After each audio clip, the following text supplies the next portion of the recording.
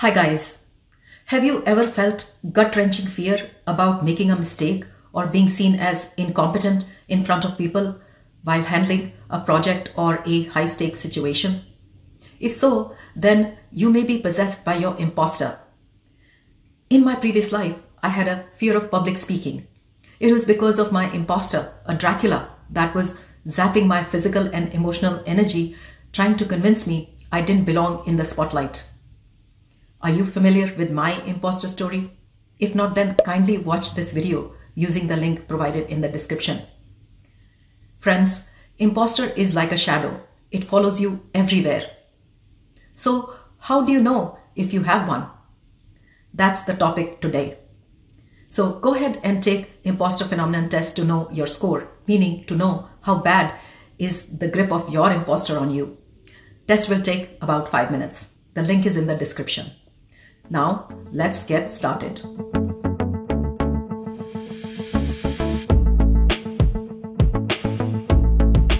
I'm going to start with a story. But before I begin, here is my disclaimer.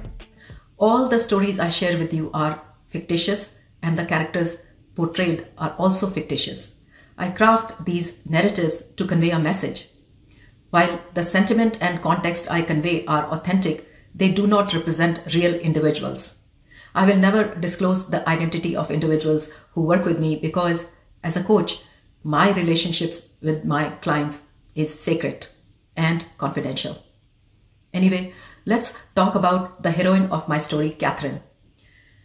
Catherine was hired to take on the role of medical director of an inner city health center because of her exceptional leadership skills and medical expertise.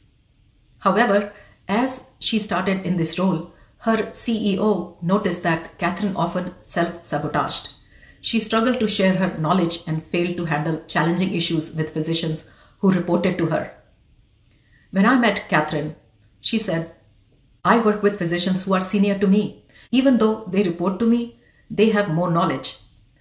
Catherine was concerned that if she pulled her weight, tried to change things around, people would find out she is not as competent as she seems, risking her job in the process.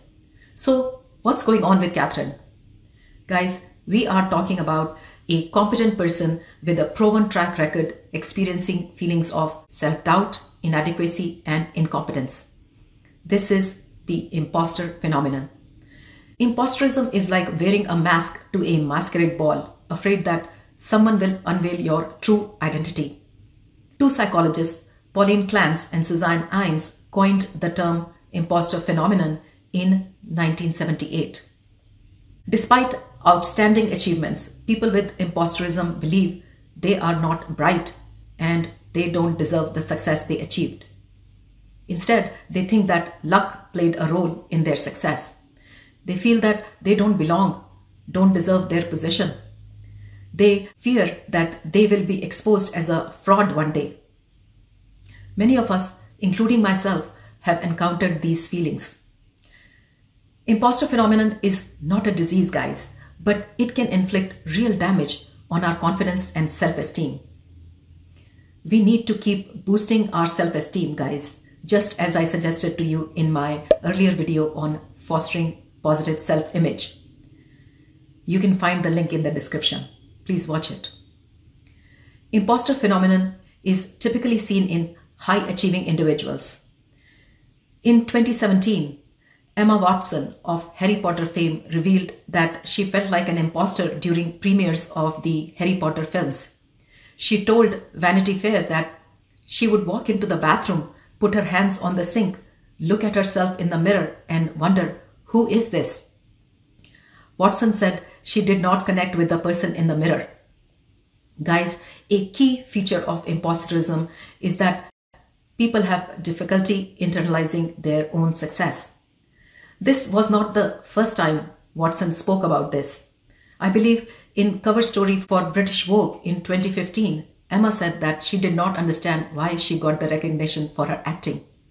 Imposterism can create a metaphorical glass wall separating individuals from embracing their achievements. But guys, imposter feelings may not be there all the time. These feelings may surface when these people take on a new role or project. Way back when I took on the chair position in my department, I struggled with these feelings because I was new in the role. When facing a new assignment or obstacle, these individuals go through what is known as imposter cycle. What is this cycle? Well, in this cycle, they either over-prepare, overwork to achieve the goal, they try to be super perfect, or they procrastinate and handle the task at the last minute. They often succeed because they are really smart and capable people, but victory brings only short-lasting relief. The relief is quickly overshadowed by the fear of being exposed as a fraud. The imposter cycle in this way turns every accomplishment of these people into a source of anxiety. The individuals who struggle with imposter feelings also tend to work very hard. They often push themselves to the point of exhaustion. Their diligence comes from a deep-seated fear that if they don't do well, then they may be discovered as fraud. Therefore, they strive to exceed expectations to conceal any shortcomings. The perfectionism and relentless pursuit of excellence is their coping mechanism. Another hallmark of imposterism is related to authenticity. Authenticity involves being and acting consistently with who you are. However, a characteristic of imposter phenomenon is intellectual inauthenticity. This means that these individuals downplay their knowledge, skills, and abilities. I knew a clinic administrator who was senior in age and experience compared to new physicians joining the practice. She could have easily earned an honorary MD degree because of her extensive knowledge of medicine over the years. She also had vast institutional knowledge, but she always downplayed herself, often saying, "What do I know, Dr. Sharma? I am the dumbest person in the room." Guys, they downplay themselves because of fear that revealing their intelligence may jeopardize their relationship with other people. People may not like them if they show that they are smarter than them. Let me give you another example. Once I was attending an award ceremony. The recipient, let's call him Jim, during his acceptance speech expressed that he is not deserving of the award. He went on to suggest that the honor should have been given to Mr. So-and-so instead. The audience was scratching their heads when they heard Jim. Guys, they have a tendency to overestimate others while underestimating themselves. Also, there is a desire to continually seek validation from others, especially their mentors and senior leaders. They strive to impress their leaders to receive positive evaluation of their performance so that they feel valued and connected to their leaders. They actively seek mentors and supporters, not only to attain external validation, but also because mentors offer a safe space to share doubts and fears. Friends, imposter is the uninvited guest in your house. This phenomenon affects people from all walks of life. Doctors, lawyers, mothers, students, famous personalities. Imposterism can sabotage your career. It can mess up your life due to stress and burnout.